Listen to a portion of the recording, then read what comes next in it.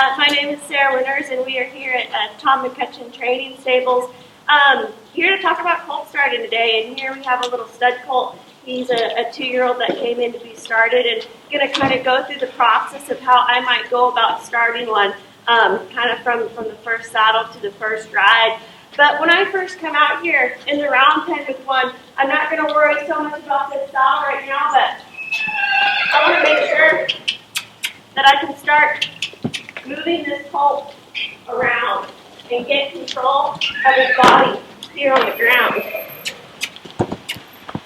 Now, I might not do this for the rest of his life, but for these first few times I work with him, I want to make sure that I can put his body where I want and that he's respecting my personal space.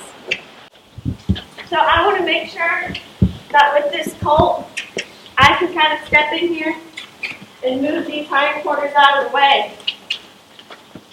Because that's the part that's going to keep me out of a lot of trouble if I get control of these hindquarters, because this is where the horse's power and his drive comes from. So if I have the ability to disengage these, then I can control this horse. I need him to be able to step out there, to be able to send him around me. Because when I put the saddle on him, I wanted him to have some semblance of how to get out of my personal space. Because they don't all go to bucking, but if they do, I want to make sure that he does it out there, out and away from me. And so to get him to have some respect for my space is kind of number one on my priority list right now.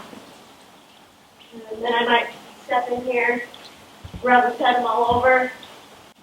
Real important with these colts to try to establish a lot of rhythm with whatever you're doing.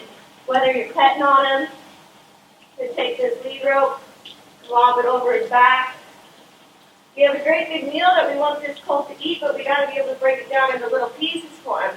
If he can't handle this rope being lobbed over his back, he's probably not going to be able to handle that saddle too well.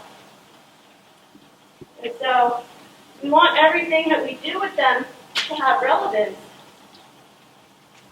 But we do need to break things down in a way that they can understand, in a way that gets them prepared.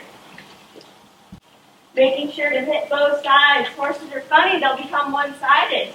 If we don't think about getting things done on both sides, things are going to look different to them on the left than it does to the right. So we got to make sure that we do things equally on both sides. Want to make sure I can reach up under here and grab the end of this lead rope, just like I might reach up and grab a cinch. Kind of let him feel this right here, working with a lot of rhythm, back and forth. Might kind of hold this a little bit tight around his belly. And move him a couple steps so we can kind of feel what that constriction of that cinch might feel like. So just thinking of a bunch of little things that I can do that's going to get this colt prepared.